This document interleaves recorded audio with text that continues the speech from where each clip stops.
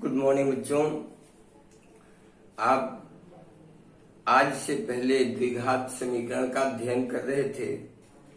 द्विघात समीकरण समाप्त हुआ और आज मैं आपको एक नए चैप्टर नंबर 5 अध्याय 5 समांतर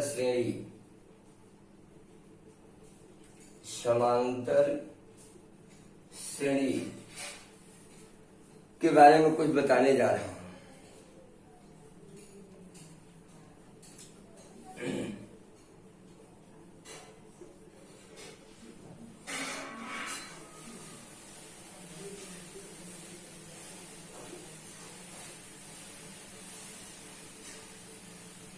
बच्चों, जब आप नंबर्स की कोई स्टडी करते हो,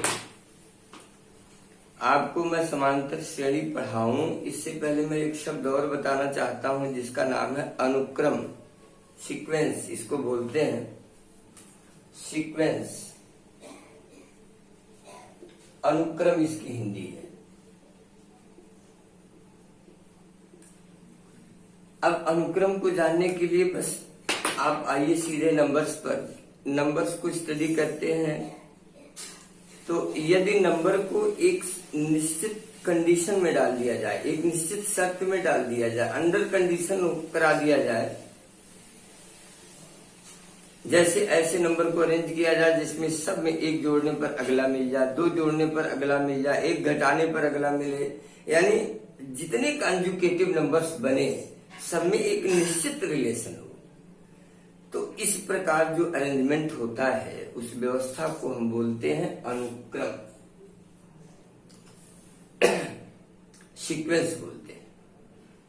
और अब हम आते हैं समांतर श्रेणी पर। वह अनुक्रम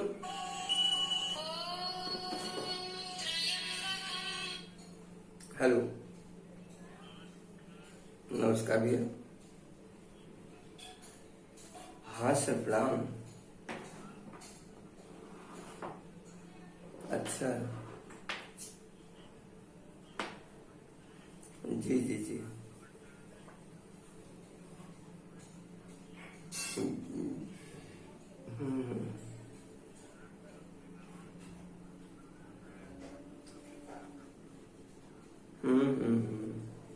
अरे हम खुद बहुत परेशान थे आपसे। अभी हम ये नंबर परमानेंट आपका है? अच्छा, अभी मैं आपको खुद कॉल करता हूँ अभी। हाँ,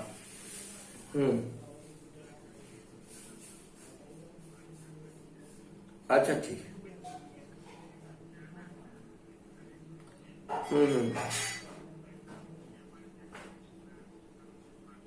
कैसे? हम्म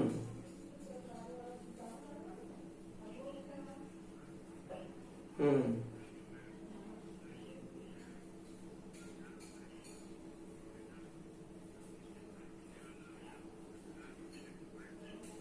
हम्म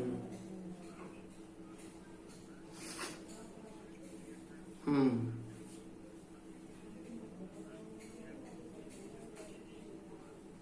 हम्म हम्म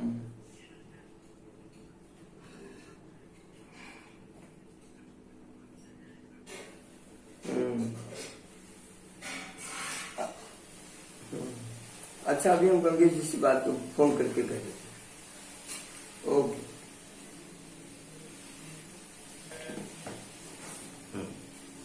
तो बच्चों, अब हम समांतर श्रेणी पर आते हैं और डिफिनेशन लिख देते हैं आपको। देखिए, समांतर श्रेणी वह अनुक्रम जिसमें प्रत्येक क्रमागत, इसी को हम कॉन्जुगेट बोलते हैं, क्रमागत पदों का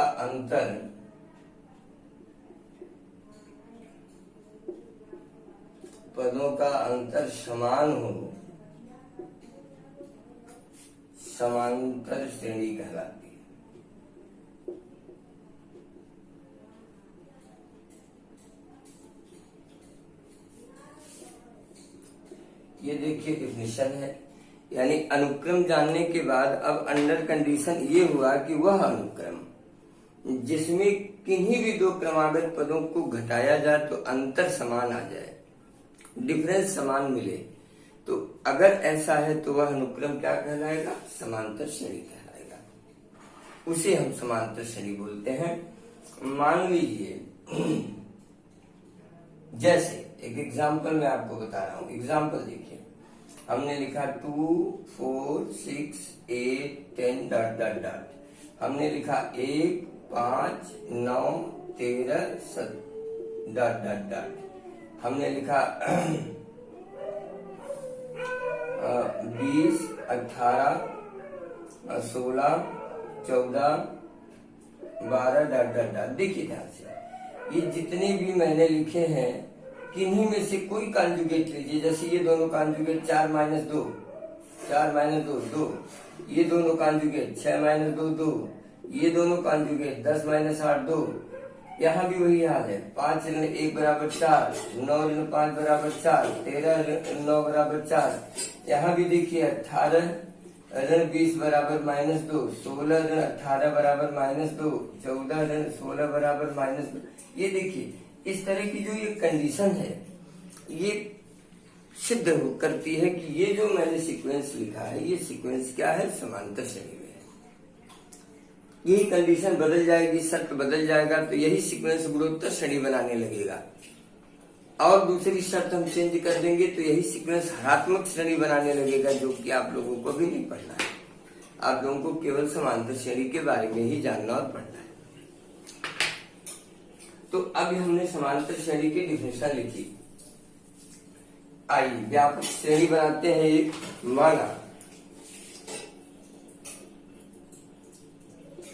माना किसी समांतर श्रेणी का प्रथम पद ए सार्वंतर डी है। ये बच्चों जो समान अंतर मैंने लिखा था, इसी समान अंतर को हम सार्वांतर कहते हैं। सार्वांतर, सभी जगह समान अंतर, इसी का नाम है सार्वांतर।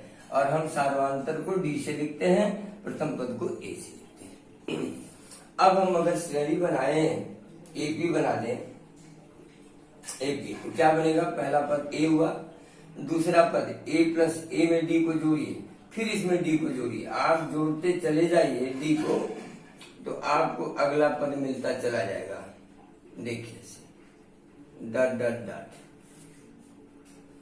ये श्रेणी बन गई। फंडामेंटल प्रोग्रेशन ऑफ अर्थमेटिक, यानी समांतर श्रेणी का व्यापक रूप है ये, जिसमें ए क्या है? श्रेणी का प्रथम पद है, और डी क्या है? श्रेणी का सार्वांतर है।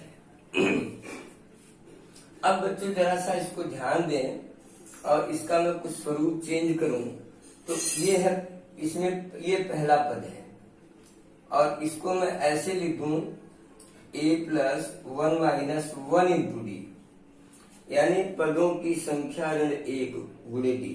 ये दूसरा पद है ए प्लस 2 माइनस 1 इंटू डी। देखिए आप घटाएंगे तो यही मिलेगा। ये तीसरा पद है, ये चौथा पद है, ये पांचवा पद है, डॉट डॉट डॉट। इसी तरह अगर हम एनवां पद लिखना चाहें तो क्या लिखेंगे? A plus N minus 1 into D. बच्चों इसे हम श्रेणी का व्यापक पद बोलते हैं, फंडामेंटल टर्म। अतः समांतर श्रेणी का व्यापक पद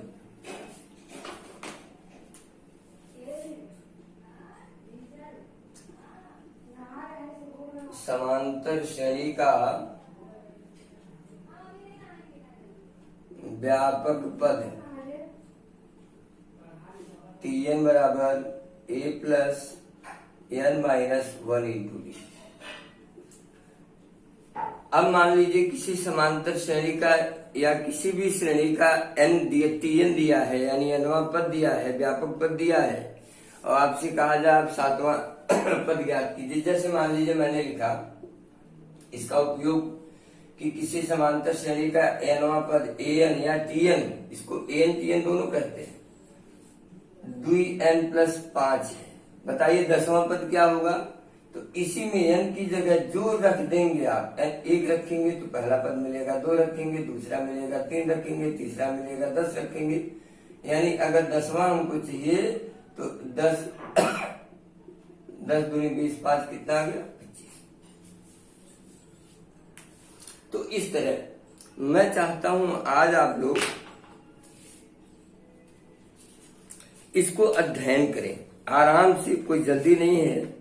मैंने देखी समांतर श्रेणी में, हाँ एक चीज और बताऊं, ये जो मैंने लिखा है अनुवापद, ये प्रारंभ से अनुवापद है, और अंत से अगर अनुवापद आप ज्ञात करना चाहे श्रेणी का, समांतर श्रेणी देखिए a+d, a+2d, a+3d dot dot dot, मान लीजिए अंतिम पद इसका l है। अब इसी श्रेणी को अगर मैं रिवर्स में लिखूं, पहला पद बना दूं, तो अब हम l-d, l-2d, l-3d और डॉट डॉट डॉट a लिखेंगे। यानी अगर इसका सार्वंतर धनात्मक है तो इसका सार्वंतर ऋणात्मक है, इसका पहला पद a है तो इसका पहला पद l है। अब इस श्रेणी का प्रथम पद यानी अंत से अनुवा पद tn हो जाएगा क्या? l+n-1 इंटू डी की जगह -d, यानी हमको एक नया कॉन्सेप्ट मिल गया। अगर अंत से कोई पद पूछा जाए, कहा जाए अंत से 7वां पद बताइए, तो आप इस कॉन्सेप्ट का प्रयोग करेंगे, प्रारंभ से तो इस कॉन्सेप्ट का प्रयोग करेंगे। आज आप लोग इसको लगाइए और एग्जाम्पल वगैरह लगाइए, फिर कल हम आगे कंटिन्यू करेंगे। धन्यवाद, थैंक यू।